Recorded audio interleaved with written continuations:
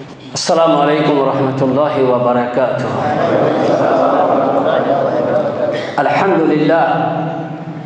الحمد لله نحمده ونستعينه ونستغفره ونعوذ بالله من شرور أنفسنا ومن سيئات أعمالنا. من يهده الله فلا مضل له ومن يضلله فلا هادي له. وأشهد أن لا إله إلا الله وحده لا شريك له وأشهد أن محمدًا عبده ورسوله. أما بعد فإن خير الحديث كتاب الله وخير الهدي هدي محمد صلى الله عليه وسلم وشر الأمور محدثاتها وكل محدثة بدعة وكل بدعة ضلالة وكل ضلالة في النار. أعوذ بالله من الشيطان الرجيم. فالذين آمنوا به وعزروه ونصروه واتبعوا النور الذي أنزل معه أولئك هم المفلحون. আল্লাহর প্রশংসা, দরুদ ও সালাম বর্ষণ হোক বিশ্বনবী হযরত আহমদ মুস্তাফা মুহাম্মদ মুস্তাফা সাল্লাল্লাহু আলাইহি ওয়াসাল্লামের উপর। আল্লাহুম্মা সাল্লি ওয়া সাল্লিম আলা নবিয়িনা মুহাম্মদ ওয়া আলা আলিহি ওয়া সাহবিহি আজমাইন। টাইম হিসাবে বেশি ভূমিকায় আমি গেলাম না। 45 মিনিট টাইমে আমার বক্তব্য গোছানো খুব কঠিন ব্যাপার, যার কারণে আমি সরাসরি আমার বক্তব্যে ঢুকে যাচ্ছি। কোরআনের একটি আয়াত পাঠ করলাম, ফাল্লাযীনা আমানু বিহি ওয়া আযযারুহু ওয়া নাসারুহু ওয়াত্তাবাউন নূর আল্লাযী উনজিলা মা'আহু উলাইকা হুমুল মুফলিহুন। এখানে আল্লাহ তাআলা মুহাম্মদ সাল্লাল্লাহু আলাইহি ওয়াসাল্লামের প্রতি আমাদের কর্তব্য কি, আমাদের দায়িত্ব কি, তাকে আল্লাহ তাআলা আমাদের প্রতি অনুগ্রহ করে, আমাদের প্রতি দয়া করে নবী করে পাঠিয়েছিলেন। এটা ছিল আল্লাহর পক্ষ থেকে আমাদের প্রতি দয়া, অনুগ্রহ। সেই নবী যাকে আল্লাহ অনুগ্রহ স্বরূপ আমাদের কাছে প্রেরণ করলেন, তার ব্যাপারে আমাদের কর্তব্য কি, আমাদের করণীয় কি, আমরা কি করব তার জন্য, এই আয়াতে আল্লাহ তাআলা কয়েকটি কথা আমাদেরকে শিক্ষা দিয়েছেন। আল্লাহ বলেন ফাল্লাযীনা আমানু বিহি, যারা তার উপরে ঈমান আনবে। কার উপরে? মুহাম্মদ সাল্লাল্লাহু আলাইহি সাল্লামের উপরে। ফাল্লাযীনা আমানু বিহি, যারা তার উপরে ঈমান আনবে। ওয়া আযযারুহু, তার সম্মান করবে। ওয়া নাসারুহু, তাকে সাহায্য করবে। ওয়াত্তাবাউন নূর আল্লাযী উনজিলা মা'আহু, আর যে জ্যোতি দিয়ে আল্লাহ রাব্বুল আলামিন পাঠিয়েছেন, যে জ্যোতি দিয়ে, মানে তাকে আল্লাহ একটি জ্যোতি দিয়েছিলেন, সে জ্যোতি নিয়ে এসেছিলেন, যে জ্যোতি দিয়ে আল্লাহ তাকে পরিণত করেছিলেন, সেই জ্যোতির কি করবে? অনুসরণ করবে। উলাইকা, এবার আল্লাহ পরিণাম বলছেন, এই কাজগুলা যারা করবে, নবীর ওপরে ঈমান, নবীকে সম্মান, নবীকে সাহায্য, আর নবী যে আলো নিয়ে এসেছিলেন সেই আলোর অনুসরণ যে করবে, তার পরিণাম কি হবে? উলাইকা হুমুল মুফলিহুন, তারা সফল কাম, তারা সাফল্য লাভ করবে দুনিয়াতে এবং আখিরাতে। এই আয়াতে আল্লাহ রাব্বুল আলামিন আল্লাহর নবীর 4টি অধিকারের কথা বললেন। কয়টি? 4টি অধিকার। অর্থাৎ আমার বিষয়বস্তু মনে করতে পারেন হুকুকুল নবী আলা উম্মতিহি সাল্লাল্লাহু আলাইহি ওয়াসাল্লাম। হুকুকুল নবী আলা উম্মতিহি সাল্লাল্লাহু আলাইহি ওয়াসাল্লাম, নবী করিম সাল্লাল্লাহু আলাইহি ওয়াসাল্লামের অধিকার তার উম্মতের প্রতি। প্রথম অধিকার কি বললেন আল্লাহ? তার উপরে কি আনতে হবে? ঈমান আনতে হবে। মানে তিনি নবী ছিলেন, শেষ নবী, কিয়ামত পর্যন্ত আর কোনো নবী আসবে না। যদি কেউ নবুয়তির দাবি করে, আমরা কি বলবো? মিথ্যুক। কি বলবো? মিথ্যুক। তাহলে 1 নম্বরে তার উপরে ঈমান আনতে হবে। তার উপরে কি আনতে হবে? ঈমান আনতে হবে। 2 নম্বরে আযযারুহু, তার কি করতে হবে? সম্মান করতে হবে, তার সম্মান করতে হবে। 3 নম্বরে তাকে সাহায্য করতে হবে। আর 4 নম্বরে যে শরীয়ত, নূর বললে, জ্যোতি বলতে যে শরীয়ত, যে বিধিবিধান, যে তরিকা, পদ্ধতি, আদর্শ, মতাদর্শ আল্লাহর কাছ থেকে তিনি নিয়ে এসেছেন, সেই সমস্ত তরিকার উপরে কি করতে হবে? আমল করতে হবে। এগুলা যদি আমরা করি, আল্লাহ বললেন দুনিয়াতেও সাফল্য লাভ করবো আর আখিরাতেও সাফল্য লাভ করব। এখন কথা হলো, ঈমান তো আমরা সবাই আনি আল্লাহর রহমতে, নবীকে নবী বলে মানি না? মানি, নামাজ পড়ি না, ওটা আলাদা কথা। কিন্তু নবীকে নবী বলে মানি, এ দাবি আমাদের সবারই আছে। নবী তিনি শেষ নবী, এটাও বিশ্বাস করি, ঠিক আছে না? নবীকে নবী বলে মানি আমরা, কিন্তু মুখে মানি, কাজে নয়। আল্লাহ তাআলা বললেন যদি নবীকে নবী বলে মানা হয়, আল্লাহর ওপরে ঈমান, নবীর ওপরে ঈমান যদি কেউ আনে, তাহলে সে যে মুক্তি পাবে আখিরাতে, একথা আল্লাহ কোরআনে উল্লেখ করেছেন। ইয়া আইয়ুহাল্লাযীনা আমানু হাল আদুল্লুকুম আলা তিজারাতিন তুনজিকুম মিন আযাবিন আলীম তুমিনুনা বিল্লাহি ওয়া রাসূলিহি। ঈমানদারগণ, তোমাদেরকে কি আমি এমন ব্যবসার কথা বলে দিব না যে ব্যবসা তোমাদেরকে মুক্তি দিবে কঠিন শাস্তি থেকে? কি সেই ব্যবসাটা? তুমিনুনা বিল্লাহি ওয়া রাসূলিহি, তোমরা আল্লাহ এবং রাসূলের উপরে কি করবে? ঈমান আনবে। ঈমান তো আমরা সবাই এনেছি, আল্লাহকেও আল্লাহ বলে মানি, আল্লাহর রহমতে, আল্লাহ রব, আল্লাহ প্রতিপালক, আল্লাহ স্রষ্টা, আল্লাহ আহারদাতা, আল্লাহ রিজিকদাতা, আল্লাহ পালন কর্তা, সবাই মানি। কিন্তু একমাত্র আল্লাহর ইবাদত কজন করি? মুশরিকরা মানত, মক্কার মুশরিকরা আল্লাহকে আল্লাহ বলে, রব বলে মানত। ওয়া ইন সাআলতাহুম মান খালাকাস সামাওয়াতি ওয়াল আরদ লায়াকুলুন্না আল্লাহ। আল্লাহ তাআলা নবীকে বলছেন, যদি তুমি এই মুশরিক কাফেরদেরকে জিজ্ঞাসা করো আসমান ও জমিন কে সৃষ্টি করেছে, এরা বলবে অবশ্যই আল্লাহ। মুশরিকরা আল্লাহকে আল্লাহ বলে, রব বলে মানত। বর্তমানের মুশরিকরা বা মুসলিমরা আল্লাহকে আল্লাহ বলে মানে না। যে কোনো হিন্দুকে আপনি জিজ্ঞাসা করবেন বৃষ্টি কে দেয়, ও আকাশওয়ালা। নামের পার্থক্য, বুঝতে পারলেন? কিন্তু আল্লাহকে রব বলে তারা জানে ওপরে একজন আছে, বৃষ্টি দেওয়ার কাজ তার, হাওয়া চালানোর কাজ তার, নিয়ন্ত্রণ করার কাজ তার, সন্তান দাতা দেওয়া কাজ তার। যদিও তারা বিভিন্ন কিছু খোদাকে বানিয়ে রেখেছে বিভিন্ন কাজের জন্য, এটা তাদের ধারণা মাত্র। কিন্তু বিপদে যখন পড়ে আকাশের দিকে হাত তুলে তারা জানে আকাশে একজন আছেন মহাশক্তিবান, তিনি হচ্ছেন আল্লাহ। তিনি কি? তা আল্লাহকে তো আল্লাহ বলে সবাই মানি, কিন্তু সঠিক ঈমান কজন এনেছি আল্লাহর উপরে? আর মুক্তিও সবাই পেতে চায়, মুক্তি পেতে চাই না? নামাজ পড়ি বা না পড়ি, রোজা রাখি বা না রাখি, দিনের বিধিবিধান পালন করি বা না করি, কিন্তু মুক্তি পেতে সবাই চায়। আমাদের পাপ, অন্যায়, নাফরমানি আরো বহু কিছু করে যায়, তবু কিন্তু আমি মুক্তি পাওয়ার আশা রাখি। তাসিলুদ দুনুবা ইলা দুনুবি ওয়া তারতাজি দারকাল জিনানি বিহা ওয়া ফাওসাল আবিদি ওয়া নাসিতু আন্না আল্লাহ আখরাজা আদামা মিনহা ইলা দুনিয়া বিদামবিন ওয়াহিদি। গুনার উপরে গুনাহ করেই যাই আমরা, পাপের উপরে পাপ করি যাই। আরবি কবি বলছে পাপের উপরে পাপ করেই যাই, কিন্তু আশা রাখি দারকাল জিনানি বিহা ওয়া ফাওসাল আবিদি, জান্নাত পাবো। জান্নাত পাওয়ার আশা এক সাফল্য বান্দার মতন সাফল্য লাভ করার আশা আমরা সবাই রাখি। নামাজ পড়ি বা না পড়ি,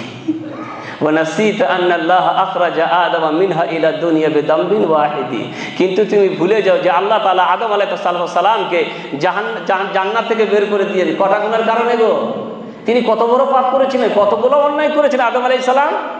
বিদামবিন ওয়াহিদি, আল্লাহ বলেছিলেন আর সুখে শান্তিতে থাকো, এই জান্নাতে ওই গাছের কাছে যেও না। এইটা শয়তানি চক্রান্তে তিনি মানতে পারেননি। একটি অপরাধের কারণে আল্লাহ তাআলা আদম আলাইহিস সালামকে জান্নাত থেকে কি করেছিলেন?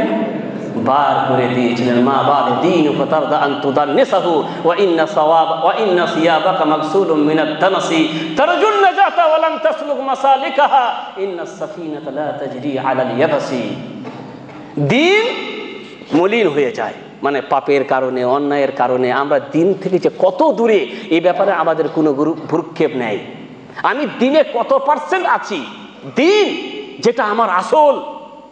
কদিন বাঁচবো গো দুনিয়াতে?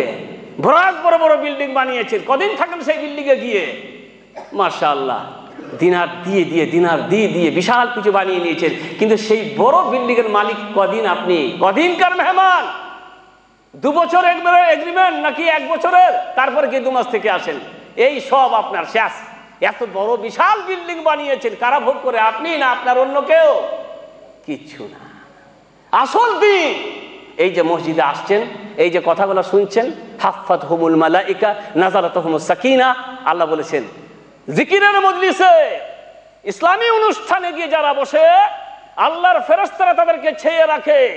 নাযালাতুহুমুস সাকিনা, আল্লাহর পক্ষ থেকে শান্তি নাজিল হতে আছে। আল্লাহ নবী নিজের পক্ষ থেকে কোনো কথা বলতেন না, তাই না? কথাটা কার? রাসূল করিম সাল্লাল্লাহু আলাইহি সাল্লামের। তিনি বলেছেন এরকম মজলিসের উপরে আল্লাহর শান্তি বর্ষণ হয়, আল্লাহর ফেরেশতারা মজলিস থেকে ছেড়ে ও যাকারাহুমুল্লাহ ফী মান ইনদা, আল্লাহর কাছে সমস্ত সম্মানিত ফেরেশতা আছে তাদেরকে নিয়ে আল্লাহ এই মজলিসের কথা আলোচনা করছেন, ইনশাআল্লাহ এখনো করছেন। আল্লাহ দেখো গো এরা, দেখো এরা ইসলামের এশার নামাজের পরে দিনের কথা শোনার জন্য বসে আছে। এটা আপনার, এটা কার? এটা আপনার। এইটা এই নামাজ যে পড়লেন এটা আপনার। বাকি যত বছর এখানে থেকে যত কিছু কামাবেন এটা আপনার। আপনার মরার পরেই ভাগী বন্টন নিয়ে ঝগড়া শুরু হয়ে যাবে। বড় জামাই হাজির, ছোট জামাই, মেজো জামাই, অমুক বেটা তমুক বেটা, সব বেটে এসে হাজির হয়ে বেটা বলবে আমার পাবার কথা, বড় জামাই বলবে শ্বশুরমশাই বলে গেছিলেন বড়টা আমাকে দেওয়ার জন্য, ওই রাস্তার ধারের যে কানি জমিটা আছে না, শ্বশুরমশাই বলেছিলেন ওটা আমাকে। এই নিয়ে ঝগড়া শুরু হয়ে গেছে। শ্বশুরমশাই সারা জীবন অতিবাহিত করে দিলে, বুক ফাটা ব্যথা নিয়ে কত কষ্ট সহ্য করে এই জীবন কাটা, যেটা কি চারটিখানি জীবন গো? ছেলে মেয়েকে ছেড়ে এখানে থাকা কি চারটিখানি ব্যাপার? কিন্তু আমরা বাধ্য, দরকার, প্রয়োজন, টাকা পয়সা, যার কারণে আমরা এখানে আছি। কিন্তু এগুলো আমার নয়, আমার হচ্ছে ওই নামাজ যেটা আমি করে নেব, রোজা যেটা আমি রাখবো, কিছু দান খয়রাত যেটা আমি করবো, এটা হচ্ছে আমার, বাকি কোনোটাই আমার না। তো ঈমান সবাই আনি, কিন্তু আসল ঈমান আনতে হবে আল্লাহর ওপরে আর রাসূলের ওপরে। আসল বলা করার উদ্দেশ্য হচ্ছে আসল ঈমান সম্পর্কে জানতে হবে। ঈমান আনা বলতে কি কি আছে যা বিশ্বাস করতে হয়, রাসূলের প্রতি ঈমান আনা বলতে কি কি আছে যা বিশ্বাস করতে হয়, আল্লাহর ব্যাপারে কি কি আছে যা বিশ্বাস করতে হয়। অনেকে আমরা আল্লাহর ব্যাপারে সঠিক ধারণাও রাখি না। এখানে যদি আমি এখন প্রশ্ন করি, বলো গো আল্লাহ কোথায় থাকে, দেখবেন বিভিন্ন জনা বিভিন্ন মত পেশ করে। কেউ হলো আল্লাহ আকাশে থাকে, কেউ হলো আল্লাহ সব জায়গাতে থাকে, কেউ হলো আল্লাহ মুমিনের কলবে থাকে। বিভিন্ন জনা বিভিন্ন মত পেশ করবে, কারণ সঠিক ধারণা আল্লাহর ব্যাপারে আমাদের এই কোরআনে আল্লাহ রাব্বুল আলামিন আমাদেরকে তার সঠিক ধারণা দিয়েছেন। যে কোরআন আমরা পড়তে জানি না বলি আমরা বুঝতে পারিনি আল্লাহ কোথায় থাকেন। আল্লাহ কি এমনি আমাদেরকে দুনিয়াতে পাঠিয়ে দিয়েছেন গো? এত বিশাল পৃথিবী বানিয়ে আল্লাহ রাব্বুল আলামিন এই আকাশ, এই পৃথিবী, জান্নাতে জান্নাত কাদের জন্য? আল্লাহর এত ব্যবস্থাপনা কাদের জন্য? আল্লাহর এত ফেরেশতা কাদের জন্য? সব মানুষের জন্য আর জিনদের জন্য। জান্নাত আর জাহান্নামের ব্যাপার শুধু মানুষ আর এত কিছু আল্লাহ করেছেন। আল্লাহ কি কোরআন দিয়ে তার নিজের পরিচয় আমাদেরকে দেননি? কন্ট্রাডিকশন, তার পরিচয় তিনি কোরআনে দিয়েছেন। কোরআন জানি না বলে আল্লাহ সম্পর্কে আমরা সঠিক ধারণা পোষণ করি না। তাই আল্লাহ সম্পর্কে ঈমান আনতে গেলে সঠিক ধারণা, এই বিস্তারিত আলোচনা যা আপনাদেরকে জানতে হবে দ্বীনি শিক্ষার মাধ্যমে, যা শেখ হাবিবুর রহমান সাহেব আপনাদেরকে প্রথমেই বললেন, দ্বীনি শিক্ষার গুরুত্ব, নাহলে জানা যাবে না, আল্লাহকে আসলে চেনা যাবে না, নবীকে বোঝা যাবে না। নবীর ব্যাপারেও অনেক ধারণা আছে, ঈমান আনি ঠিকই, বিশ্বাস করি ঠিকই, কিন্তু বিশ্বাস কি করতে হয়, বিশ্বাস কি করতে হয় না, কোনটা ঠিক কোনটা ব্যাঠিক, এই সম্পর্কে আমাদের অনেকের জ্ঞান নেই। একটি হাদিস বলি, মুআবিয়া বিন হাকাম আস-সালামি সুলামি রাদিয়াল্লাহু আনহু, তার একটা দাসী ছিল। ঈমানের কত গুরুত্ব আল্লাহর ব্যাপারে, আল্লাহ সম্পর্কে সঠিক ধারণা রাখা যে কত গুরুত্ব। তার একটি দাসী ছিল, ছাগল চড়াইতো।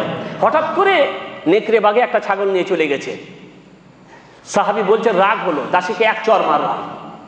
পরক্ষণে বুঝতে পারলাম কাজটা ভালো হলো না। দাসী বা কি করবে, নেকড়ে বাগে ছাগলটা নিয়ে পালিয়ে গেছে। তো এ বিচারীরা আর কি করার ছিল, একে মারলাম, ঠিক হলো না। নবীর কাছে গেলেন, বললেন ইয়া রাসূলুল্লাহ, আমার দাসী ছাগল চড়াতে চড়াতে একটি ছাগল নেকড়ে বাগে নিয়ে চলে গেলে, আমি রেগে তাকে এক চড় মেরে দিয়েছি। এখন আমি চাইছি কাজটা ভালো হয়নি, তাই আমি তাকে স্বাধীন করে দিব, আল্লাহর হস্তে মুক্ত করে দিব। আল্লাহ নবী বললেন তাকে নিয়ে এসো আমার কাছে। দাসীকে আল্লাহ নবীর কাছে নিয়ে আসা হলো। আল্লাহ নবী ওই দাসীটাকে লক্ষ্য করে বললেন আইন আল্লাহ। কি বললেন? আইন আল্লাহ, আল্লাহ কোথায় গো? লক্ষণীয় কথা। কেন আল্লাহ নবী তার অনেক বিষয় জিজ্ঞাসা করতে পারতেন। অমুক দোয়াটা জানো কিনা, তমুক দোয়াটা জানো কিনা, 5 ওয়াক্তের নামাজ, নামাজের রুকুন কটা, ইসলামের রুকুন কটা, ইমানের রুকুন কটা, কিন্তু না। কি জিজ্ঞাসা করলেন? আইন আল্লাহ, আল্লাহ কোথায় গো? তখন মেয়েটা বলল হুয়া ফিস সামা। কোথায় থাকেন আল্লাহ? সামা। আল্লাহ নবী বলছেন ইয়াতিকহা ফাইন্নাহা মুমিনা, একে স্বাধীন করে দাও। ভালো বিশ্বাসী, আল্লাহ সম্পর্কে সঠিক ধারণা রাখে। আমার বলার উদ্দেশ্য ভাইরা আমার, শিক্ষার মাধ্যমে জানতে হবে আপনাদেরকে আল্লাহর ওপরে ঈমান আনা বলতে কি, আর নবীর ওপরে ঈমান আনা বলতে কি।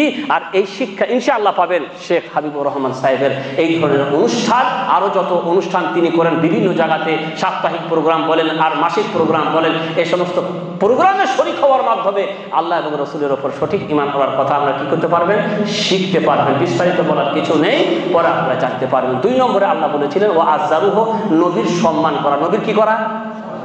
নবীর সম্মান করা। কেমন করে সম্মান করবেন, কিভাবে সম্মান করবেন? সাহাবীদেরকে আল্লাহ রাব্বুল আলামিন কোরআনে এসেছে নবীর সম্মান করার কথা শিখিয়ে দিয়েছিলেন। যখন তোমরা নবীর সাথে কথা বলবে, আল্লাহ নবীর সাথে যখন তোমরা কথা বলবে, সাহাবীদেরকে বলেছিলেন ইয়া আইয়ুহাল্লাযীনা আমানু লা তারফাউ আসওয়াতাকুম ফাওকা সাওতিন নবী ওয়া লা তাজহারু লাহু বিল কওলি কাজহরি বা'দিকুম লিবা'দ আন তাহবাতা আ'মালুকুম ওয়া আনতুম লা তাশউরুন। আল্লাহ তাআলা বললেন সাহাবীদেরকে লক্ষ্য করে, নবীর সাথে যখন কথা বলবে তখন সাবধান থাকবে, তোমাদের কথা যেন নবীর কথার উপর উঁচু হয়ে না যায়।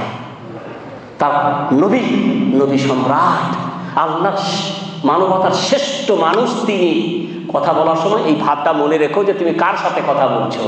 আর তোমরা যেমন করে একে অপরের সাথে কথা বলো স্বাভাবিকভাবে, যেমন আমরা মনে করি আপনি আমার সাথে, আমি আপনার সাথে, আমি আর আপনি যখন কথা বলি আমাদের তখন কোনো আদব টাদবের খেয়াল রাখার দরকার হয় না, কেন আমরা সবাই একসঙ্গের সাথী। আল্লাহ বলছেন যখন নবীর সাথে কথা বলবে এইভাবে সাধারণ মনে করে, যেমন তেমন করে বলে দিলে এমন যেন না হয়। একে অপরের সাথে যেমন তোমরা কথা বলো এইভাবে কথা বলো না, কারণ যদি এমন করো আন তাহবাতা আমালুকুম ওয়া আনতুম লা তাশউরুন, তোমাদের আমলগুলো নষ্ট হয়ে যাবে, অথচ তোমরা বুঝতেও পারবে না, টের পাবে না। এখানে আমাদের এখন কথা হচ্ছে যে এই সমস্যা তো আমাদের নাই, আল্লাহর রহমত, এখানে নবী তো নেই, আর আমাদের কথা বলার দরকার আছে? ওটা তো সাহাবীদেরকে আল্লাহ তাআলা শিখিয়ে দিয়েছিলেন, তখন তাদের কথা বলার কি ছিল, দরকার ছিল, প্রয়োজন ছিল। আল্লাহ নবীর সাথে তারা কথোপকথন করতেন, নবীকে জিজ্ঞাসাবাদ করতেন, অনেক কিছু ব্যাপার ছিল। তিনি নবীর শব্দ আল্লাহর কাছে বিধিবিধান আসছে, অনেক কিছু জানার ব্যাপারে তাদেরকে নবীর সাথে কথা বলতে হতো। অতএব এই শ্রদ্ধাটা আল্লাহ তাদেরকে শিক্ষা দিয়েছেন। এই শ্রদ্ধা, এই আদবের কি আমাদের প্রয়োজন আছে? জি, প্রয়োজন আছে। নবী নেই, কিন্তু নবীর তরিকা, নবীর আদর্শ, নবীর সুন্নাত, নবীর মতবাদ সব আছে। এখন যদি নবীর কথার উপরে, নবীর আদর্শের উপরে, নবীর তরিকার উপরে, নবীর মতাদর্শের উপরে অন্য কোনো মতাদর্শকে প্রাধান্য দিই, তাহলে নবীর উপরে কথা উঁচু করে দেওয়া হলো না। আল্লাহর নবী যেটা বলেছেন সেটাই ঠিক, আল্লাহর নবীর সুন্নাতে যা আছে সেটাই ঠিক। অমুকে বলেছে, তমুকে বলেছে, অমুক হুজুর, তমুক হুজুর, এটা কোনোটাই মানা। যদি মানি তাহলে নবীর কথার উপরে অন্য কথাকে কি দিলাম, প্রাধান্য দিলাম, ওই আয়াতের আওতায় পড়বে। নবীর আদর্শের উপরে অন্য কোনো আদর্শকে প্রাধান্য দেওয়া যাবে না। মুলকে শাম সিরিয়া থেকে এক ব্যক্তি আসছে, বুঝতেন? আব্দুল্লাহ বিন সালিম রাদিয়াল্লাহু তাআলা আনহু বলছে সিরিয়া থেকে এক ব্যক্তি আসছে আব্দুল্লাহ বিন ওমরকে জিজ্ঞাসা করার জন্য যে বলুন তো হজ্জে তামাত্তু সম্পর্কে আপনার কি খেয়াল। তিরমিজি শরীফের হাদিস সহিহ। হজ্জে তামাত্তু সম্পর্কে আপনার কি খেয়াল? আব্দুল্লাহ বিন ওমরকে, ওমর বিন খাত্তাবের ছেলে, হজ্জে তামাত্তু সম্পর্কে আপনার কি খেয়াল? হিয়া হালাল, হজ্জে তামাত্তু একটা বৈধ হজ। শুধু বৈধ না, অন্যান্য হাদিসের আলোকে আমরা একথা জেনেছি, যারা হজ করতে গিয়ে তারা হয়তো অবশ্যই শিখেছেন যে হজ্জে তামাত্তু হলো উত্তম হজ। হজ্জে তামাত্তু কি? উত্তম হজ। তখন ওই লোক বলছে, মুলকে সিরিয়া থেকে আগত ব্যক্তি, কিন্তু তোমার আব্বা হজ্জে তামাত্তু করতে নিষেধ করতেন। মানে কে? ওমর বিন খাত্তাব। আপনার আব্বা ওমর বিন খাত্তাব হজ্জে তামাত্তু করতে কি করতেন? নিষেধ করতেন। তখন এই লোক বলছে আরাআইতা লাউ কানা আবি আনহা ওয়া সানাআহা রাসূলুল্লাহ সাল্লাল্লাহু আলাইহি ওয়াসাল্লাম আনাত্তাবি আমরা রাসূলিল্লাহ সাল্লাল্লাহু আলাইহি ওয়াসাল্লাম আও নাত্তাবি আমরা আবি। তখন আব্দুল্লাহ বিন ওমর বলছেন, যদি আমার বাপ নিষেধ করে থাকেন আর মুহাম্মদ সাল্লাল্লাহু আলাইহি ওয়াসাল্লাম করে থাকেন, করতে বলে থাকেন, তাহলে আমরা মুহাম্মদ সাল্লাল্লাহু আলাইহি ওয়াসাল্লামের অনুসরণ করব নাকি আমার বাপের অনুসরণ করব? ফাকালা বান্নাত্তাবি আমরা রাসূলিল্লাহ সাল্লাল্লাহু আলাইহি ওয়াসাল্লাম। তখন সেই আগত ব্যক্তিটা বলল, না, এরকম অবস্থায় আমাদেরকে রাসূল কারীম সাল্লাল্লাহু আলাইহি ওয়াসাল্লাম কি করতে হবে? সুবহানাল্লাহ। আমরা বলে কি বলতাম? আমার বাপ বলেছে, আমার বাপ সাহাবী ওমর, চিন্তা করছেন তার বাপ সাধারণ বাপ নন, ওমর বিন খাত্তাব। আল্লাহ নবী যার সম্পর্কে বললেন আমার পরে কোনো নবী হলে কে হতো? ওমর হতো, জান্নাতি সাহাবী, যার জান্নাত আল্লাহ নবী দেখে এসেছেন। কিন্তু আব্দুল্লাহ বিন ওমর বলছেন, আমার বাপের কথা আর নবীর কথা যখন আসে তখন নবীর কথার সামনে আমার বাপের কথার কোনো মূল্য নাই। কে আমার বাপ? কোনো মূল্য নেই। আর আমরা বলবো আমাদের বড় হুজুর বলেছেন, আমাদের অমুক কারি সাহেব বলেছেন, আমাদের তমুক কারি সাহেব বলেছেন। আন্তর্জাতিক খ্যাতি সম্পন্ন তিনি, আরে আন্তর্জাতিক খ্যাতি সম্পন্ন। নবীর সামনে কারো খ্যাতি সম্পন্ন চলে গো, সুবহানাল্লাহ। নবীর সাথে কারো তুলনা করা যায় গো? আবু বকর ওমরের তুলনা হচ্ছে না এখানে, আবু বকর আর ওমরের তুলনা হচ্ছে না। আল্লাহর নবীর পরে পৃথিবীর শ্রেষ্ঠ মানুষ হচ্ছে আবু বকর, তারপরে উমর, তারপরে উসমান, তারপরে আলী। পর্যায়ক্রমে সাহাবীদের মধ্যে এতে ইত্তেফাক ছিল যে আল্লাহর নবীর পরে সব থেকে উত্তম মানুষ হচ্ছেন আবু বকর রাদিয়াল্লাহু তাআলা আনহু। তাদের কথার কোনো মূল্য নাই কার কাছে? মুহাম্মদ সাল্লাল্লাহু আলাইহি ওয়াসাল্লামের কথার কাছে। তো বলছিলাম ভাইরা, আমার নবী নাই কিন্তু নবীর সুন্নত আছে। অতএব নবীকে, নবীর কথার উপরে কারো কথাকে, নবীর মতামতের উপরে কারো মতাদর্শকে, কোনো মতামতকে প্রাধান্য দেওয়া যাবে না। 3 নম্বর, নাসারুহু, আল্লাহ নবীর সাহায্য করতে হবে। আল্লাহ নবীর কি করতে হবে? সাহায্য করবে। কি করে? চাঁদা তুলে টাকা পয়সা নিয়ে আল্লাহ নবীর বাড়ি বিল্ডিং বানাই দিবেন নাকি? নবীর সাহায্য বলতে তো আমরা এটাই বুঝি, হুজুরের একটু সাহায্য করতে হয় মনে করিলেন। তো হুজুরের সাহায্য মানে হচ্ছে কোনো গরিব হুজুর যদি হয় তা টাকা পয়সা দিই আল্লাহ তার সংসারের জন্য চলে, সাহায্য। তো নবীর সাহায্য করতে বলছেন আল্লাহ। নবীর সাহায্য কিভাবে করব? নবীর সাহায্য কিভাবে করবেন? সাহাবেরা কি নবীর সাহায্য করেছিলেন? নবীকে টাকা দিয়ে নবীকে বড় বড় স্বর্ণের বাণী বানিয়ে দিয়েছিলেন? স্বর্ণের ব্যাপার থাকলে তো এখনই শুনে হাবিব সাহেব শেখের মুখ থেকে যে আল্লাহ চেয়েছিলেন যে তোমাকে ওই ওয়াদিটা, ওই উপত্যকা, বিরাট একটা জায়গা, বিরাট এক পাহাড়, এই পাহাড়কে তোমার জন্য কি বানিয়ে দিব? সোনা বানিয়ে। আল্লাহ বলেছেন না, আল্লাহ নবী পছন্দ করেছেন আল্লাহ গরিব হয়ে দুনিয়াতে থাকবো, গরিব হয়ে দুনিয়া থেকে যাব, আর গরিবদের সাথে আমার হাসর হবে। সুবহানাল্লাহ। তিনি চাননি ধন দৌলত, টাকা পয়সা, দুনিয়ার সুখ স্বাচ্ছন্দ্য, ভোগ বিলাস, এগুলা কোনোটাই তিনি প্রয়োজন মনে করেননি। তাই আল্লাহ নবীর সাহায্য বলতে কি? সাহাবায়ে কেরামরা তাদের জীবনে, তাদের অবস্থা দিয়ে আমাদেরকে দেখিয়ে গিয়েছেন যে তারা নবীকে সাহায্য করেছিলেন যখন নবী সাহায্যের প্রয়োজন বোধ করেছিলেন। আল্লাহ কোরআনে বললেন, ইল্লা তানসুরহু ফাকাদ নাসারাহুল্লাহ, ইল্লা তানসুরহু ফাকাদ নাসারাহুল্লাহ إذ أخرجه الذين كفروا ثاني اثنين إذ هما في الغار إذ قال لصاحبه لا تحزن إن الله معنا। আল্লাহ বলছেন আমাদেরকে লক্ষ্য করে তোমরা যদি সাহায্য না করো তাহলে অসুবিধা নেই, আমি ওর সাহায্য করেছি, আবার আরো করব। আল্লাহ আমাদেরকে বলছে যদি তোমরা সাহায্য না করো নবীর, আমি সাহায্য করেছি। কখন সাহায্য করেছি? যখন ওই দুজনা পালিয়েছিল মক্কাবাসী কাফেররা, তাদেরকে বের করে দিয়েছিল। দুজন মানুষ বের করে দিয়েছিল, নবী আর আবু বকর ছিলেন, আর কেউ সাথে ছিল না। তারা একটি গুহার মধ্যে গিয়ে আত্মগোপন করেছিলেন। তারপরে কাফেররা খুঁজতে খুঁজতে খুঁজতে সেই গুহার মধ্যে গিয়ে পৌঁছে গেছিল। তারা ওপরে আছে, আল্লাহ নবী আর আবু বকর নিচে আছে। আবু বকর তাদের পা গুলোকে দেখতে পাচ্ছেন এবং ভয়ে তিনি একেবারে চিন্তায় তার চোখ দিয়ে পানি পড়ছে। আল্লাহ নবী বলছেন, কি ব্যাপারে আবু বকর? বলি, ইয়া রাসূলুল্লাহ, ওরা যদি নিচের দিকে তাকায় ওদের পায়ের দিকে, তাহলে কিন্তু আমাদেরকে দেখে নেবে। আল্লাহ নবী তখন বললেন, লা তাহজান ইন্নাল্লাহ মা'না, তুমি চিন্তা করো না আবু বকর, আমাদের সাথে আরেকজন আছেন, তিনি হলেন আল্লাহ। বলছে তোমরা সাহায্য যদি না করো, আমি সাহায্য করেছি। যখন ওরা গুহার মধ্যে ছিল, ওরা কাফেরের হাতে পড়ে গেছিল, আমি ইচ্ছা করলে ওদেরকে ধরিয়ে দিতাম, কিন্তু ওদের চোখে বালি দিয়ে দিয়েছিলাম, ওদের চোখ অন্ধ করে দিয়েছিলাম, ওদের মনোভাব থেকে ওই কথাটা মুছেই দিয়েছিলাম যে ওরা পায়ের দিকে তাকাবে। কেউ পায়ের দিকে তাকায়নি এবং কেউ মুহাম্মদ রাসূলুল্লাহ সাল্লাল্লাহু আলাইহি ওয়াসাল্লামকে দেখতে পাননি। সাহায্য কার ছিল? আল্লাহ সাহায্য। তোমরা সাহায্য করো বা না করো, আমি করেছি, আমি করব। সাহাবায়ে কেরাম রাদিয়াল্লাহু তাআলা আনহুম আজমাইন আল্লাহ নবী সাহায্য করেছেন। যখন জান দিয়ে সাহায্য করার দরকার হয়েছে তখন জান দিয়ে সাহায্য করেছেন। যখন মাল দিয়ে সাহায্য করার দরকার হয়েছে তখন মাল দিয়ে কি করেছেন? সাহায্য করেছেন। আনাস রাদিয়াল্লাহু তাআলা আনহু বলছেন, উহুদের প্রান্তে, উহুদের যুদ্ধের দিন এমন একটা মুহূর্ত এসেছিল যখন আল্লাহর নবীর কাছে 9 জন সাহাবী ছাড়া আর কেউ ছিল না। মাত্র কজন? 9 জন সাহাবী। বলা হয়েছে 7 জন আনসারদের মধ্য থেকে আর 2 জন কুরাইশদের মধ্য থেকে। তখন কেউ নাই। কাফেররা সুযোগ গ্রহণ করলো যে নবীর কাছে কেউ নাই, মাত্র 9 জন, চলো চতুর্দিক তাকে ঘিরে নাও, সুবর্ণ সুযোগ, এই মুহূর্তে নবীকে শেষ করে দিতে হবে। কারণ তার আশেপাশে সাহাবীদের সংখ্যা অনেক কম। চতুর্দিক থেকে ঘিরে নিল। আল্লাহ নবী বুঝতে পারলো যে এরা সুযোগ গ্রহণ করেছে, আমার কাছে কেউ নেই, এখন এরা আমাকে কি করবে? শেষ করে দেবে বা তার চেষ্টা করবে। আল্লাহ নবী তখন এই 9 জন সাহাবীদেরকে লক্ষ্য করে বললেন, মাইয়ারুদ্দুহুম আন্না ফালাহুল জান্নাহ আও হুয়া রাফিকি ফিল জান্নাহ। নবী বললেন এই 9 জন সাহাবীদেরকে লক্ষ্য করে, যারা তোমরা এদেরকে ঠেকাবে, নিজের জান দিয়ে এদেরকে ঠেকাবে, সে আমার সাথে জান্নাতে থাকবে। সুবহানাল্লাহ। 9 জন সাহাবী আল্লাহ নবীকে বললেন, আপনি মাথা নিচু করেন, বুক আর পিঠ চতুর্দিকে পেতে দিল। তাদের তীর, তাদের এসে তাদের বুকে লাগতে লাগলো। তারা বুক আর পিঠ পেতে দিল, নিজেদের জান দিয়ে দিল, কিন্তু নবীর গায়ে কোনো আঘাত আনতে দিল না।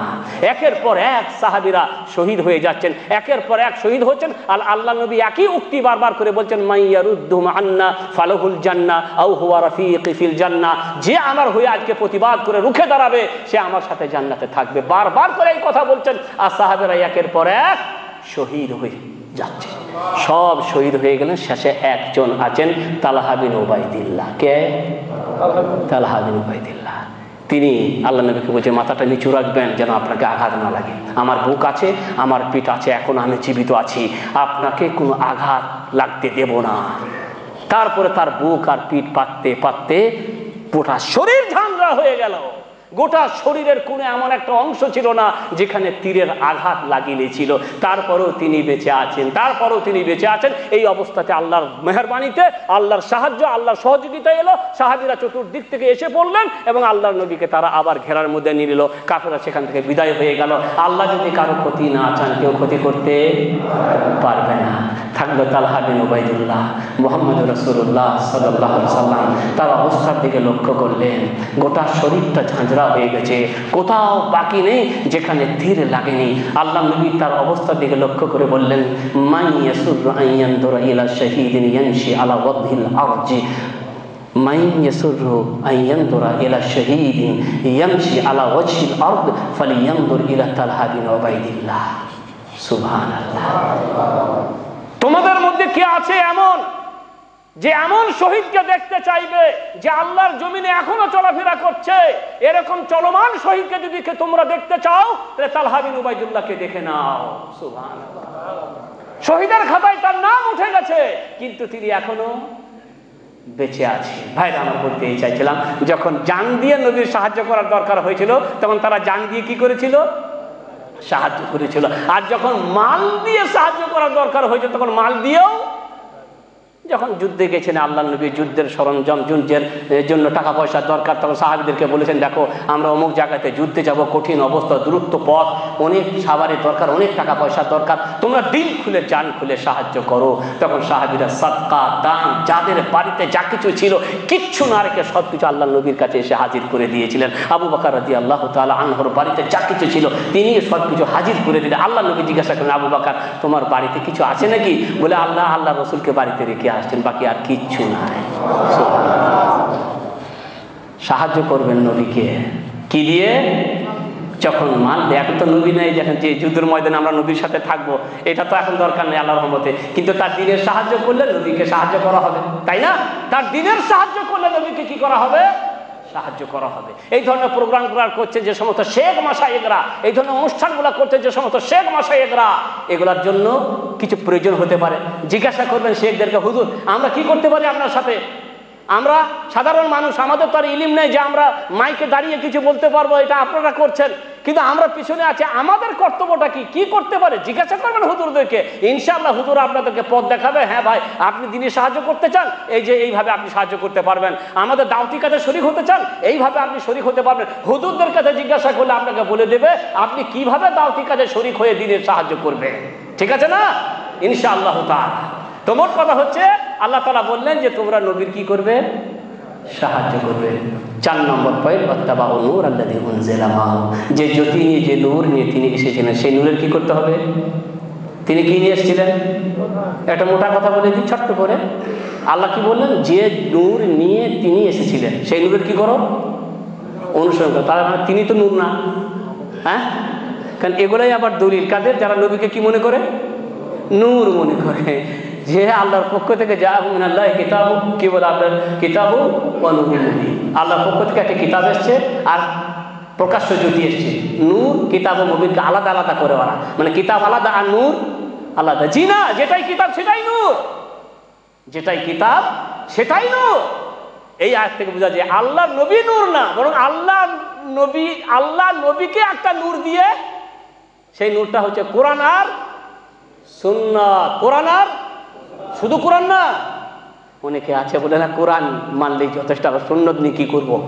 হাদিসে যত ভেজাল ঢুকিয়ে দিয়েছে, যত গোলমাল, যত সবকিছু সব হাদিসে। হাদিস মানার দরকার নাই, ও কোরআন মানলেই চলবে। ভাইরা আমার, যদি হাদিস না আমার কোরআন মানতেই পারবেন না। কোরআন মানতেই পারবেন না। নামাজ পড়বেন কি করে? হ্যাঁ, জোহরের নামাজ 4 রিকাত, আসরের নামাজ 4 রিকাত, মাগরিবের নামাজ 3 রিকাত, এশার নামাজ 4 রিকাত, রুকু করতে হবে, সাজদা করতে হবে, রুকুর দোয়া, সাজদার দোয়া, তাশাহুদের দোয়া ইত্যাদি অনেক কিছু, যা কোরআনে কোথাও পাবেন না।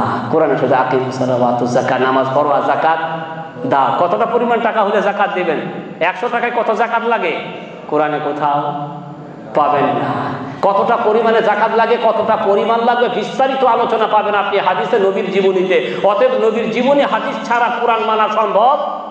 আর একটা দৃষ্টান্ত দিয়ে আল্লাহ কোরআনে বলেছেন, ইয়া আইয়ুহাল্লাযীনা আমানু লা তাকুনু কাল্লাযীনা আদাউ মূসা ফাবাররাহুল্লাহু মিম্মা ক্বালু ওয়া কানা ইনদাল্লাহি ওয়াজিহা। আল্লাহ কোরআনে বলছে, হে ঈমানদারগণ, তোমরা তাদের মতন হয়ো না যারা মুসা আলাইহিস সালামকে কষ্ট দিয়েছিল। তারপর আল্লাহ তাআলা মুসা আলাইহিস সালামকে ওই দোষ থেকে মুক্ত করে দেখিয়ে দিলেন যে দোষের কথা তারা বলতো। আর মুসা আলাইহিস সালাম আল্লাহর একজন মর্যাদাবান বান্দা ছিলেন, সম্মানিত বান্দা ছিলেন। এখানে বললে যে তাদের মতো হয় না যারা মুসাকে কষ্ট দিত। তারপরে আল্লাহ মুসাকে দোষ মুক্ত করে দেখিয়ে দিলেন। কি বুঝলেন? কি দোষ ছিল মুসার মধ্যে? কি দোষ থেকে মুক্তি করে দেখে, আর কি দোষের কথা তারা বলতো? কোরআনে এর আর কোনো তাফসীর নাই। এটা আপনি পাবেন কোথায়? হাদিসে। মুহাম্মদ রাসূলুল্লাহ সাল্লাল্লাহু আলাইহি ওয়াসাল্লাম এই কোরআনের আয়াতের ব্যাখ্যা করে বিস্তারিত হাদিসে বলেছেন, মুসা আলাইহিস সালামের সম্প্রদায়ের অভ্যাস ছিল তারা একসাথে খোলা শরীরে উলঙ্গ অবস্থায় গোসল করতো। মুসা আলাইহিস সালামকে এটা ভালো লাগতো না, তাই তিনি আলাদা পৃথক হয়ে অন্য জায়গায় কি করতেন? গোসল করতেন। একদিন তিনি পৃথক হয়ে গোসল করছেন, কাপড় খুলে পাথরে রাখছিলেন। গোসল করার পরে যখন কাপড় নিতে যাচ্ছেন, তখন পাথর কাপড় নিয়ে পালায়। বুখারী শরীফের হাদিস, পাথর কাপড় নিয়ে পালায়। আর মুসা আলাইহিস সালাম ওই পাথরের পিছনে যায় আর বলে, হাজার সৌবি, পাথর আমার কাপড় দিয়ে যা রে বাবা, আমার কাপড় দিয়ে যা। পাথর কিন্তু কাপড় নিয়ে পালাতে ওই পাথর গিয়ে থামলো কোথায়? যেখানে একটা জনগোষ্ঠী, মানে ওই সম্প্রদায় মুসা আলাইহিস সালামের জাতির কিছু লোক ছিল, সেখানে গিয়ে পাথরটা থামলো। খালি অবস্থায়, উলঙ্গ অবস্থায় মুসা আলাইহিস সালাম সেখানে পৌঁছে গেলেন। তখন দেখলেন তার শরীরে কোথাও তো কোনো দোষ নেই। আমরা তো দোষের কথা বলতাম, মানে যে পৃথক হয়ে গোসল করতো, তা ওরা বলতো যে আমাদের সাথে গোসল করে না, কারণ ওর মধ্যে কি আছে? দোষ আছে। তখন দেখার পরে বললেন, না, কোনো দোষ তো নাই, একদম নিরঙ্কুশ মানুষ, নির্দোষ, অথচ আমরা একটা দোষ দিতাম। আল্লাহ কোরআনে এই কথাটা বলছে যে তোমরা ওই রকম হয়ে না যারা মুসাকে কি দিত? কষ্ট দিত, কটূক্তি করে এরকম কথা বলে কষ্ট দিত। তারপরে আমি মুসাকে দোষমুক্ত করে রেখে দিতাম। আমার বলার উদ্দেশ্য, কোরআনে অনেক ঘটনা এমনও আছে, অনেক আয়াত এমনও আছে যে আয়াতের ব্যাখ্যা যদি হাদিস থেকে না নেন, ওই কোরআনের ওই আয়াতের অর্থ আপনি বুঝতে পারবেন না। তো নূর বলতে কোরআন আর হাদিস, এই কোরআন আর হাদিস এই দুটাকে মানবেন, তবেই আপনি সঠিক তরিকা পাবেন। আর শুধু যে কোরআন মেনে চলতে পারবেন তা কিন্তু মানতে পারবে না। তো এই 4টি অধিকারের কথা আল্লাহ কোরআনে বললেন। 5 নম্বর অধিকারে আসবে এবারে, মুহাব্বাতুহু সাল্লাল্লাহু আলাইহি ওয়াসাল্লাম, রাসূল করিম সাল্লাল্লাহু আলাইহি ওয়াসাল্লামকে ভালোবাসা, রাসূল করিম সাল্লাল্লাহু আলাইহি ওয়াসাল্লামের প্রতি ভালোবাসা রাখা। قل إن كنتم تحبون الله فاتبعوني يحببكم الله ويغفر لكم ذنوبكم والله غفور رحيم। আল্লাহ বলছে, যদি তোমরা আল্লাহকে ভালোবাসতে চাও, তাহলে আগে নবীকে ভালোবাসো, নবীর অনুসরণ করো, নবীর কথা মতো চলো, তাহলে আল্লাহর ভালোবাসা পাবে। তোমাদেরকে আল্লাহ ভালোবাসবেন, ওয়াগফির লাকুম যুনুবাকুম, তোমাদের গুনাহগুলোকে আল্লাহ মাফ করে দিবেন। আল্লাহু গফুরুর রহিম, আল্লাহ ক্ষমাশীল দয়াবান। নবীকে কি করতে হবে?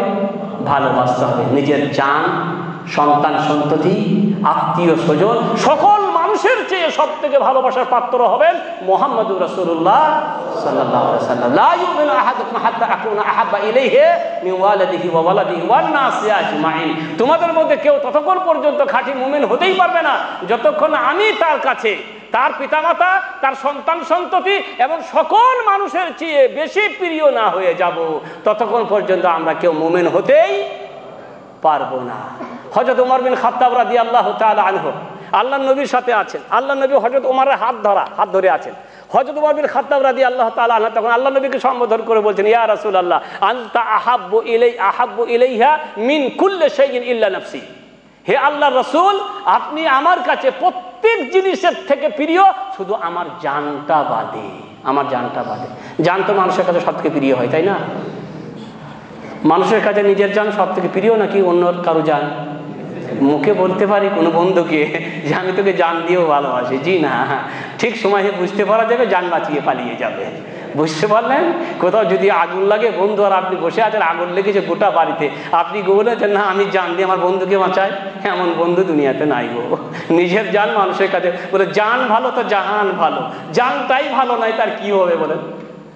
আপনার বাড়িতে একটা ফাংশন হচ্ছে, বিয়ের খুব আনন্দ সভা মাশাআল্লাহ, কিন্তু আপনি অসুস্থ অবস্থায় এক কোণে একটা খাটে শুয়ে আছেন, এরা কত আনন্দ করছে, খাচ্ছে দাচ্ছে, কত দূর থেকে কত মেহমান এসেছে, হ্যাঁ বিয়ে শাদীর ব্যাপার, কত আনন্দ করছে। এই আনন্দের মধ্যে আপনার কোনো ইন্টারেস্ট আছে? আপনার কোনো তৃপ্তি আছে? বরং আপনি বিরক্ত বোধ করছেন, কি করছে আর আগো, কি করছে আর আগো। এই যে আপনার শরীর ভালো নেই, জান ভালো তো জাহান ভালো। জান ভালো নেই, আপনার বড় বিল্ডিং, আপনার বিশাল কিছু, আপনার জমি সম্পত্তি টাকা পয়সা কোনোটাই আপনার কাছে কিচ্ছু মনে হবে না। জানই ভালো নাই তার কি করব। জান ভালো তো জাহান ভালো। মানুষের কাছে সব থেকে প্রিয় হচ্ছে নিজের জান। এক দাদির পোতা অসুস্থ হয়ে গেছে, পোতা অসুস্থ, বুঝতে পারলেন তো? দাদি বুড়ি আল্লাহকে বলছে, আল্লাহ আমার পোতাকে কেন এমন অসুখ দিলে? আমি তো বুড়িয়ে গেছি, যদি আল্লাহ সময় হয়েই থাকে কাউকে নিবার মতন যদি তুমি মনে করো, তাহলে আমার পোতাকে নিও না, আমাকে নাও, আমার তো বয়স হয়েই গেছে, তাহলে আমাকে আল্লাহ তুলে নাও, কিন্তু আমার পোতার জন্য কোনো ক্ষতি না হয়। এরকম দোয়া করছে আল্লাহর কাছে। তারপরে রাতে ঘুমাইছে, রাতে ঘুমাচ্ছে, রাতে কুকুরে এসে কোনো হাঁড়িতে মুখ দিয়ে কিছু খেতে গেছে, হাঁড়ির মুখ ছোট ছিল, খাওয়ার পরে হাঁড়িটা আর মুখ থেকে বের হয় না, কুকুর তার কিছু দেখতে পাচ্ছে না। এই করতে করতে করতে করতে কুকুর তখন ঢুকছে ওই বাড়িতে, যে বাড়িতে দাদি শুয়ে আছে। দাদি তো এরকম দেখছে, মুখ দেখা যায় না, কে রে বাবা, কি মালাকুল মওত এসে গেল নাকি? ওই যে রাতে দোয়া করেছিল যে আল্লাহ নিজে পরে আমাকে নিও, আমার পোতাকে নিও না। আল্লাহ কি আমার দোয়ার কবুল করে নিয়েছে নাকি? বলছে আল্লাহ তুমি খবরদার আমার প্রতি অবিচার করো না, ওটা কথার কথা ছিল। অসুস্থ পোতা ওই ঘরে ঘুমিয়ে আছে, আমি অসুস্থ নই, বুঝতে পারলেন? জান ভালো তা জাহান ভালো। মানুষের কাছে নিজের জান সব থেকে প্রিয়। হযরত ওমর বিন খাত্তাব রাদিয়াল্লাহু তাআলা আনহু তাই নবীকে বললেন, ইয়া রাসূলুল্লাহ আপনি আমার কাছে সব থেকে প্রিয়, শুধু আমার জানটা বাদে। আল্লাহর নবী তখন বলছেন, লা ওয়াল্লাযী নাফসু বিয়াদি হাত্তা আকুনা আহাব্বা ইলাইকা মিন নাফসিক। না ওমর, সেই আল্লাহর শপথ করে বলছি যার হাতে আমার জান, আমি তোমার কাছে তোমার জানের থেকেও প্রিয় হব, তবেই তুমি সঠিক ঈমানের উপরে প্রতিষ্ঠিত থাকতে পারবে। ভালোবাসার সঠিক দাবি হচ্ছে যে তুমি আমাকে তোমার জান দিয়েও বেশি ভালোবাসবে। হযরত ওমর বিন খাত্তাব রাদিয়াল্লাহু তাআলা চিন্তা করেন, কথাটা কেন, ব্যাপারটা কি, এমন কেন চিন্তা করছেন? চিন্তা করলেন, মনে করলেন, তিনি ভাবছেন আমি আছি, নবী আছেন, চলে যাচ্ছি কোথাও, হঠাৎ করে কাফেররা আমাদের উপরে আক্রমণ করে ফেলেছে। আমি কি নবীকে ছেড়ে পালিয়ে যাব নিজের জান বাঁচিয়ে, নাকি নিজের জান দিয়ে নবীকে বাঁচাবো? তিনি কথাটা নিয়ে চিন্তা করতে করতে বুঝতে পেরে গেলেন, না, এমন বিপদ অবস্থা যদি কোনো সময় আসে, নবীর সাথে যদি আমি থাকি, তাহলে আমাকে জান দিয়েও নবীকে কি করতে হবে? বাঁচাতে হবে। যা সাহাবীরা উহুদের মাঠে করেছিলেন। আল্লাহ নবীর কথা চিন্তা করে তিনি বুঝতে পেরে গেলেন, সঙ্গে সঙ্গে আল্লাহ নবীকে বলছিল, ওয়া আনতা আহাব্বু ইলাইহা হাত্তা মিন নাফসি, আপনি আমার কাছে আমার জান থেকেও প্রিয়। আল্লাহ নবী তখন বললেন, আল আনা ইয়া ওমর, এখন সঠিক দাবি, ভালোবাসার সঠিক দাবি তুমি পূরণ করেছো। ভালোবাসার সঠিক দাবি তুমি কি করেছো? পূরণ করে। ভালোবাসার দাবি হচ্ছে রাসূল করিম সাল্লাল্লাহু আলাইহি সাল্লামকে জান থেকেও কি করতে হবে? জান থেকেও বেশি ভালোবাসা। টাইম কিন্তু মনে নেই, আপনি একটু বলে দিন আমাকে, কারণ আমি ঘড়ি ঠিক রাখতে পারছি না। 5 মিনিট আগে একটু জানিয়ে দিন। তো আল্লাহ নবীকে জান দিয়েও কি করতে হবে? জান থেকেও বেশি ভালোবাসতে হবে। এটা ছিল 5 নম্বর পয়েন্ট। 6 নম্বর পয়েন্টে আসে, আল্লাহর নবীর হয়ে দিফা করতে হবে। দিফা, প্রতিবাদ, নবীর ওপরে, নবীর চরিত্রের ওপরে, নবীর আদর্শের ওপরে, নবীর সুন্নতের ওপরে, নবীর তরিকার ওপরে, নবীর মতবাদের ওপরে যদি কোনো কটূক্তি হয়, কেউ যদি কিছু বলে, আমি তার উম্মত হিসাবে চুপ থাকবো না, তার হয়ে কি করব? প্রতিবাদ করব। কুল্লু হাসবা তাকাতিহি, সবাই নিজের নিজের সাধ্য মতে। বুঝতে পারছেন? আমাকে যতটুকু আল্লাহ সাধ্য দিয়েছেন আমি ততটুকু করব। যাকে কাউকে আল্লাহ অনেক মালের মালিক বানিয়েছেন, সে তার প্রচুর অর্থ দিয়ে আল্লাহর দ্বীনের সাহায্য করবে, আল্লাহর নবীর সুন্নতের কাজ করবে, আল্লাহর নবীর সুন্নতকে জীবিত করার জন্য যা কিছু করা সে করবে। এটা হবে তার আল্লাহর নবীর সাহায্য করা বা আল্লাহর নবীর প্রতিবাদ করবে, যেভাবে আল্লাহ তাকে দিয়ে, যাকে যতটুকু শক্তি আল্লাহ দিয়েছেন সে সেই শক্তিটুকু কাজে লাগিয়ে আল্লাহর নবীর হয়ে প্রতিবাদ করবে। কেউ যদি নবীর উপরে কটূক্তি করে, বুখারী শরীফে একটা হাদিস আসছে, আল্লাহ রাসূল সাল্লাল্লাহু আলাইহি সাল্লাম গিরগিটি মারতে বলেছেন। আমার নবী সাল্লাল্লাহু আলাইহি ওয়াসাল্লাম কাতলিল ওয়াসখ, আল্লাহ নবী ওয়াজ মানে জানি কোনগুলো বলে, ওই যে দেওয়ালে দেওয়ালে যেগুলো ঘুরে, বুঝতে পারলেন, বাইরে ঝোপে ঝাড়ে কিছু ঘুরে, মানে আপনার খুব দ্রুত গতিতে ঘুরে বেড়ায় টিকটিকে গিরগিটি, ওইগুলা না, যেগুলা বাড়ির মধ্যে দেওয়ালে দেওয়ালে ঘুরে, এগুলা খুব বিষাক্ত জিনিস। আল্লাহ নবী এগুলাকে কি করেছেন? মারতে নির্দেশ দিয়েছেন। বুখারী শরীফের হাদিস, আর হাদিসের মধ্যে কানা ইয়ানফুকু আলা ইব্রাহিম আলাইহিস সালাম, এই গিরগিটি যখন ইব্রাহিম আলাইহিস সালামকে আগুনে নিক্ষেপ করা হয়েছিল তখন এই দূর থেকে ফুঁক মারছিল। কি করছিল? এখন চিন্তা করেন এই গিরগিটির ফুঁক দিয়ে কি হবে গো? এই ছোট্ট গিরগিটিটা ফুঁক দিলে কি আগুনটা খুব দাউ দাউ করে জ্বলে উঠবে? না, কিন্তু গিরগিটির যতটা সম্ভব সে তার ওই কাজটুকু করে তার জ্বালা মেটাচ্ছিল। বুঝতে পারলেন? শিক্ষা এই যে আমরা নবীর হয়ে প্রতিবাদ করব যতটা আমার পক্ষে সম্ভব। মানে অনেকে ভুল বুঝে নিবে, নি বলে কেউ কিছু বলেছে তরবারি বার কর আর দে, মেরে দে, বলে বাস শহীদ হয়ে যাবো আমি, মেরে দিলাম। জি না, ভুল বুঝবেন না। আল্লাহর নবীর হয়ে হোক, শরীয়তের ওপরে হোক, যে কোনো অবস্থাতে কোনো কথা এলে তার মানে এই নয় যে আমরা জোট করে 3-4 জন 5 জন মিলে একটা গ্রুপ করলাম, গ্রুপ করে কিছু অস্ত্র শস্ত্র সংগ্রহ করলাম, নবীর হয়ে প্রতিবাদে মাঠে নেমে গেলাম। জি, ভুল বুঝবেন না। যখন যেমন পরিস্থিতি সেরকম পরিস্থিতিকে সামনে রেখে আমাকে কি করতে হবে?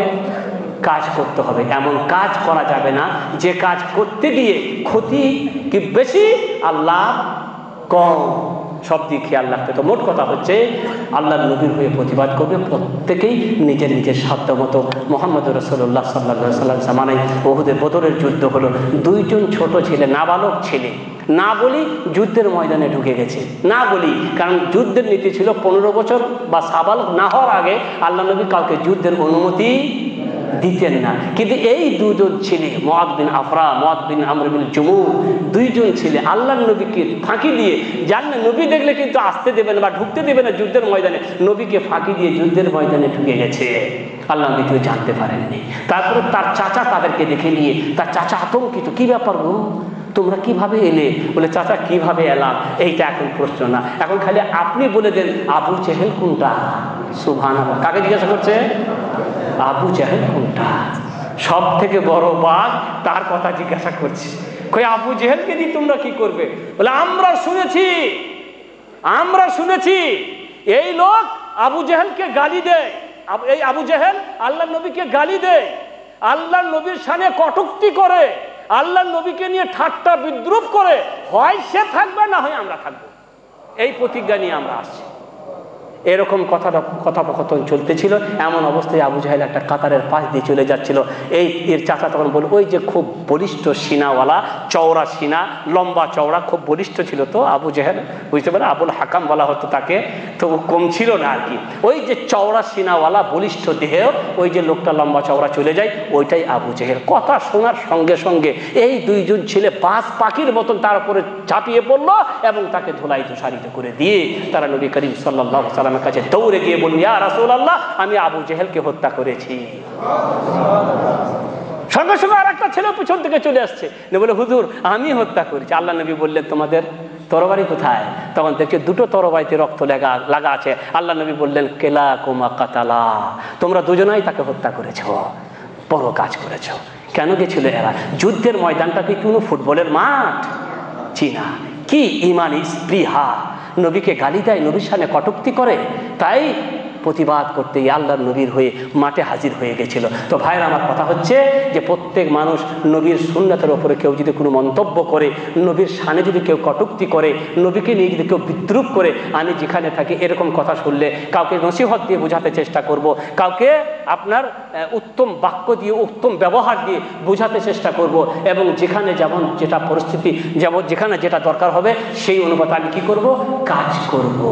তারপরের পয়েন্টে আসেন, নবীকে নিয়ে বাড়াবাড়ি করা যাবে না, নবীকে নিয়ে বাড়াবাড়ি করা যাবে না। আল্লাহ তাআলা কোরআনে বলেছেন, ওয়াকালাতিল ইয়াহুদু উযায়রুন ইবনুল্লাহ ওয়াকালাতিন নাসারাল মাসীহু ইবনুল্লাহ যালিকা কাওলুহুম বিআফওয়াহিহিম ইউদাহিউনা কাওলাল্লাযীনা ক্বালু মিন ক্বাবল কাতালাহুমুল্লাহু আন্না ইউফাকুন। ইহুদিরা বলল উযায়র আল্লাহর বেটা, নাসারারা বললো, খ্রিস্টানরা বললো ঈসা আল্লাহর বেটা। আল্লাহ বলছেন এগুলো ওদের মুখের কথা গো, এগুলো ওদের মুখের কথা। ওরা ওদের মতনই কথা বলে যারা ইতিপূর্বে বলেছিল, মানে কাফেররা। এরা কাফেরদের মতোই কি করে কথা বলে। কাতালাহুমুল্লাহ, আল্লাহ ওদেরকে ধ্বংস করুন। ফাআন্না ইউফাকুন, এরা উল্টো দিকে কোথায় ফিরে যায়? আল্লাহ বলছেন যে উজাইর, ইহুদিরা বললো যে উজাইর আল্লাহর বেটা, খ্রিস্টানরা বললো কি বলে ঈসা আল্লাহর বেটা, আর মুশরিকরাও বলেছিল আল্লাহ রাব্বুল আলামিন সম্পর্কে যে ফেরেশতারা আল্লাহর বেটি, আর বেটাগুলো সব আমাদের। বেটা আমাদের ভাগ্যে দিয়েছেন আল্লাহ, আর বেটিগুলাকে আল্লাহ কি, ফেরেশতাগুলাকে আল্লাহ কি করেছেন? কন্যা হিসাবে গ্রহণ করেছে। আল্লাহ তাদের কথাও কোরআনে উল্লেখ করে বলছেন, আফা আসফাকুম রাব্বুকুম বিল বানি ওয়া জাআলা মিনাল মালাইকাতি ইনাসা ইন্নাকুম লাতাকুলুনা কাওলান আযীমা। আল্লাহ বলছেন যে আল্লাহ তাআলা তোমাদের জন্য ওই বেটাগুলোকে নির্বাচন করেছেন, আর তিনি ফেরেশতাকে কন্যা হিসাবে গ্রহণ করেছেন। ইন্নাকুম তাকুলুনা কাওলান আযীমা, তোমরা সাংঘাতিক কথা বলছো গো আল্লাহ সম্পর্কে, এমন কথা বলো। হ্যাঁ, লাম ইয়ালিদ ওয়া লাম ইউলাদ, তিনি কারো থেকে জন্ম নন, আর তিনি কাউকে জন্ম দেন নাই।